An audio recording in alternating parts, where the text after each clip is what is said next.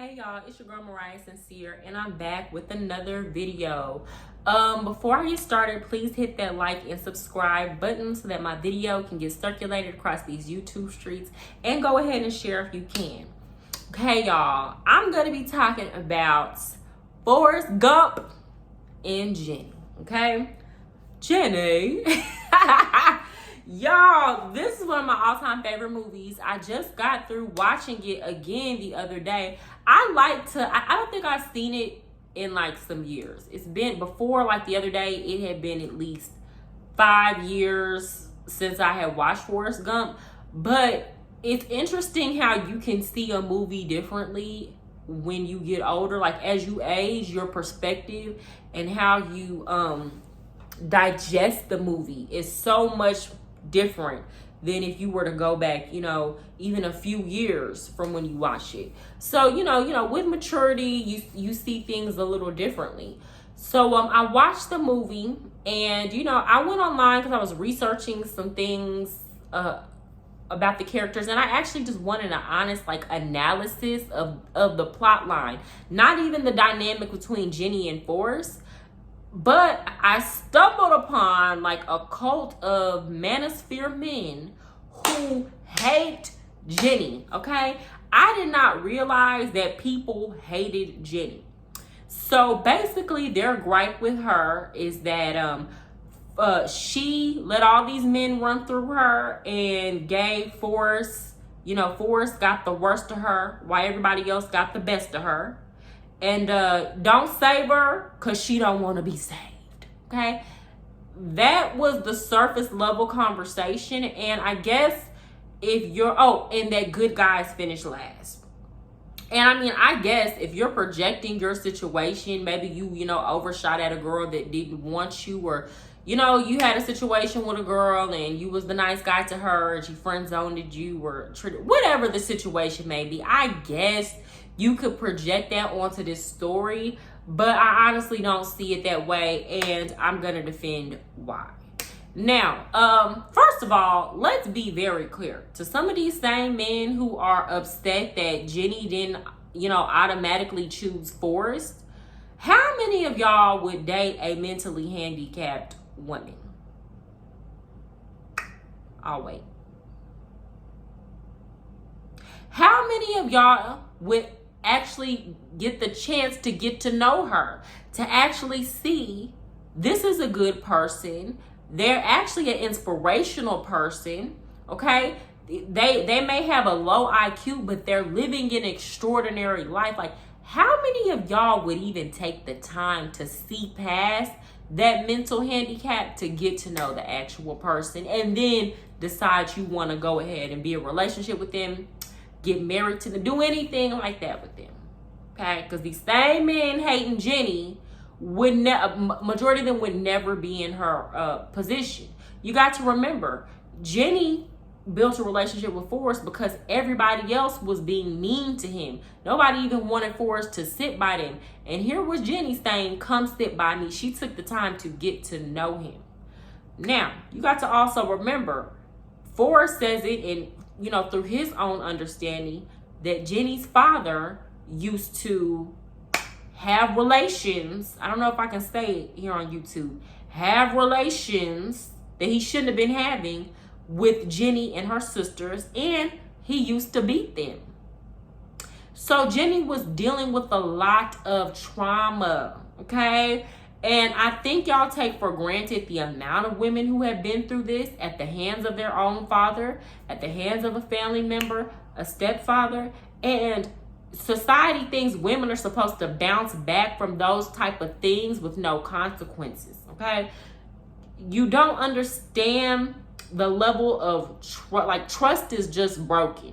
When you have somebody who's supposed to be protecting you, this is your father, they're supposed to be protecting you and keeping you safe, and you can't trust that person, it will translate also into you not being able to trust yourself in your own judgment. Okay, especially if you're blaming yourself for what happened, even though it wasn't her fault. She was a child. Okay, so Jenny grows up. living with this, obviously a sweethearted person, just to me, just as sweet as Forrest was.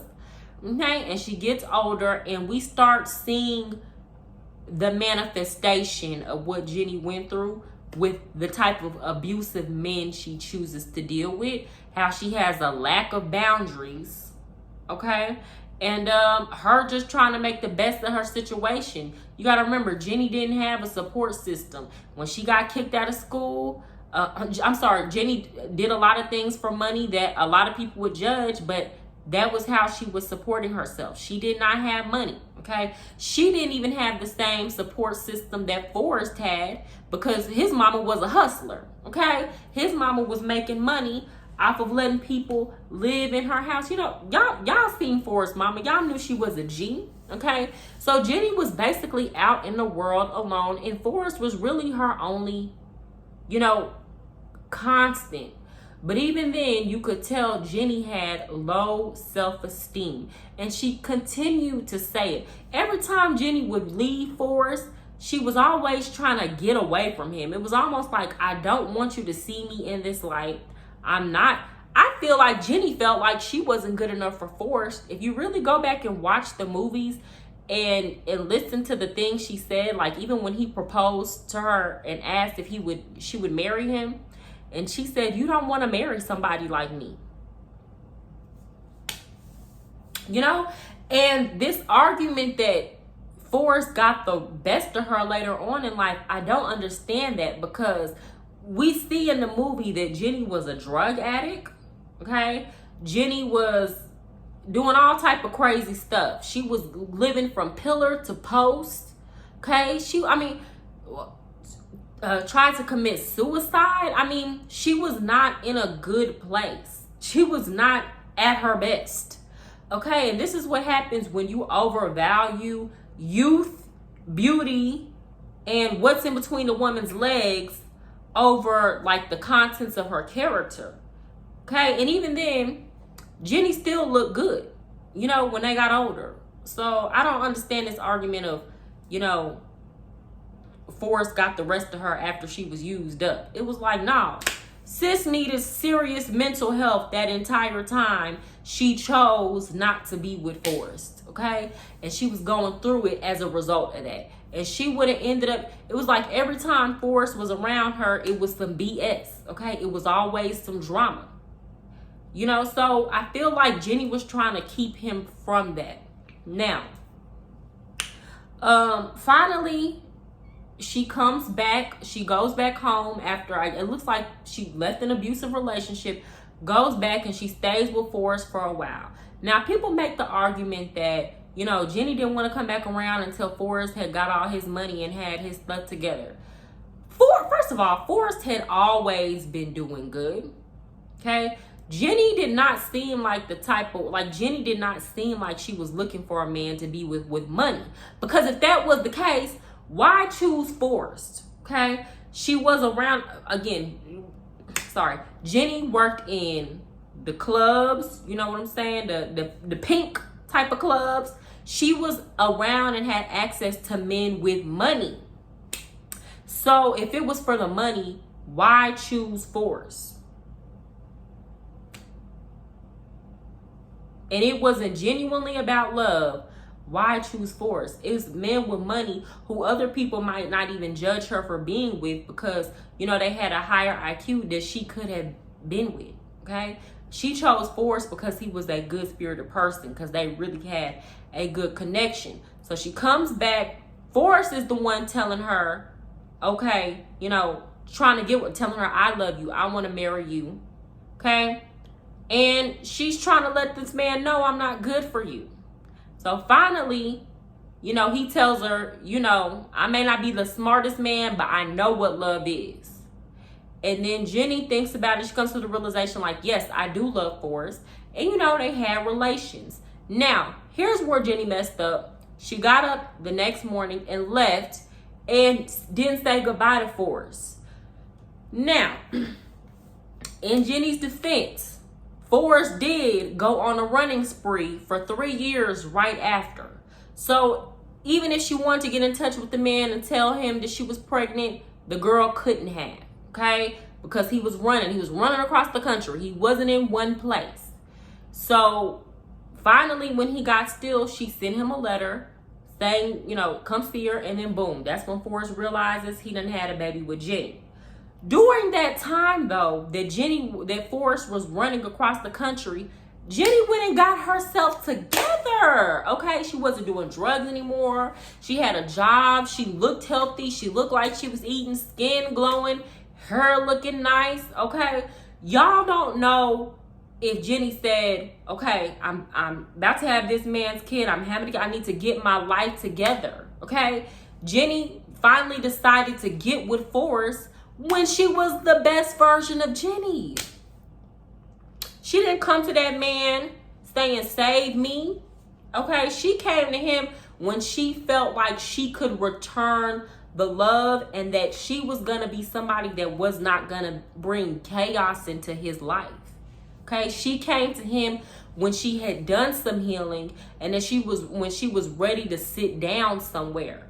Now, unfortunately for her, by that time, she had caught a disease, which the filmmakers have already said it was hepatitis C. And I know if you watch the movie, you assume that it's AIDS, but they never explicitly say what it is. They just say it's an unknown disease, but it was hepatitis C. Okay, so she got hepatitis C, and she died.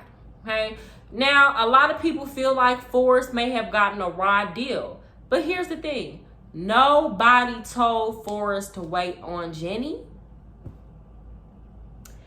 Forrest loved Jenny. And it's the same thing like when I said about my video about love and basketball with Monica waiting on Q.